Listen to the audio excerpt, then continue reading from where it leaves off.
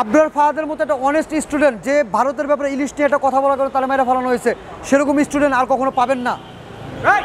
বাংলাদেশের ভিতরে সিনহার মতো একজন অনেস্ট আর্মি কর্মকর্তা আর কখনো পাবেন না, যে শেখ হাসিনাকে পর্যন্ত মুখের উপরে বলা হয়েছিল যে ম্যাডাম আপনি যে দেশের এই ক্ষতির কাজগুলো করতেছেন এই কাজগুলো করা ঠিক না, সেরকম আর্মি সেনা কর্মকর্তা আর দ্বিতীয়বার জন্ম নিবে না।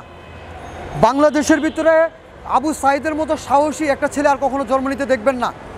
আর কখনো পাবেন না যে রাস্তার ভিতরে যে একটা পানির বোতল নিয়ে মানুষকে বলবে ভাই পানি লাগবে পানি লাগবে পানি খাবেন, এই কথা বলার মতো ওই ছেলেটা আর জন্ম নিতে পারবেন না।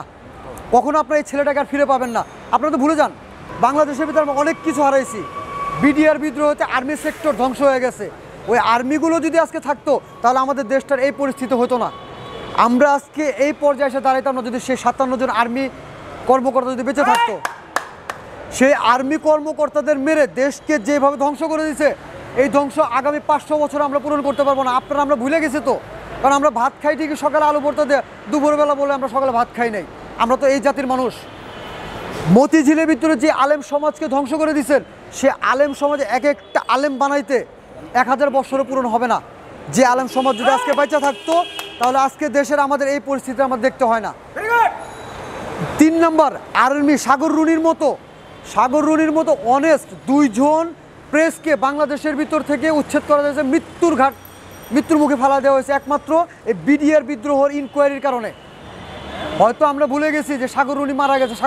সাগর রুনিকে যারা ভুলে গেছেন আসলে তারা বাংলাদেশের মানুষ না, কারণ সাগর রুনি একমাত্র অনেস্ট ছিল। যারা এই বিডিআর বিদ্রোহের ভিতরে কারা জড়িত ছিল, কাদের ইশারা হয়েছে, কে কে এই বিডিআর বিদ্রোহ করে আর্মিটা সেক্টরটাকে ধ্বংস করছে, সব কিছু প্রমাণ এভিডেন্স তার কাছে ছিল। তাদেরকেও সরা দেওয়া হয়েছে। তাদের বিরুদ্ধে আজ পর্যন্ত কোনো প্রেস কথা বলে না। আবরার ফাহাদের মতো একটা অনেস্ট স্টুডেন্ট যে ভারতের ব্যাপারে ইলিশ নিয়ে একটা কথা বলার কারণে তালে মেরে ফেলানো হয়েছে, সেরকম স্টুডেন্ট আর কখনো পাবেন না। বাংলাদেশের ভিতরে সিনহার মতো একজন অনেস্ট আর্মি কর্মকর্তা আর কখনো পাবেন না, যে শেখ হাসিনাকে পর্যন্ত মুখের উপরে বলা হয়েছিল যে ম্যাডাম আপনি যে দেশের এই ক্ষতির কাজগুলো করতেছেন এই কাজগুলো করা ঠিক না, সেরকম আর্মি সেনা কর্মকর্তা আর দ্বিতীয়বার জন্ম নিবে না। বাংলাদেশের ভিতরে আবু সাইদের মতো সাহসী একটা ছেলে আর কখনো জন্ম নিতে দেখবেন না। আর কখনো পাবেন না যে রাস্তার ভিতরে যে একটা পানির বোতল নিয়ে মানুষকে বলবে ভাই পানি লাগবে পানি লাগবে পানি খাবেন, এই কথা বলার মতো ওই ছেলেটা আর জন্ম নিতে পারবেন না।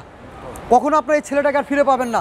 আপনারা তো ভুলে যান বর্তমানে যে উপদেষ্টারা বসে আছে, বর্তমানে যারা এইখানে বসে তারা দেশের দুর্নীতি করতেছে, তাদের কারণে 2 মুঠো ভাত খেতে পারতেছি না আমরা গরিবরা। 57 সেনা সদস্যদেরকে আমরা পাইতাম, সে মতিঝিলে বীর যোদ্ধা কোরআনের পাখিদেরকে যদি আমরা পাশে পাইতাম, সাগর রুনির মতো অনেস্ট 2 জন প্রেসকে যদি আমরা পাশে পাইতাম, সিনহার মতো একজন লোক পাইতাম, আবরার ফাহাদের মতো একজন স্টুডেন্ট পাইতাম, এরকম অগণিত স্টুডেন্ট 5 তারিখের আগে আন্দোলনে মারা গেছে, যাদের লিস্ট এখনও ওই যে সুৎখর ইউনুস সাহেব বলতে পারবে না।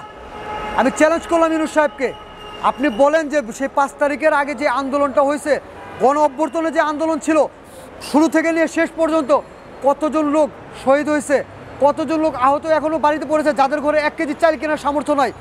এমনও অনেক মুরব্বী 70-80 বছরের লোক মারা গেছে, যাদের সংসার এখন অচল হয়ে রয়েছে। কোনো একটা লিস্ট দিতে পারবেন? কয়জনকে আজ পর্যন্ত সরকারি তরফ থেকে 2-4-5 লাখ টাকা দিয়ে একটা দোকান দিয়ে বসায় দিয়েছেন যে ভাই যতদিন বাইচা তোমরা ডাল ভাত খেয়ে বাইচা থাকো, কয়জনের জন্য করছেন বলতে পারবেন?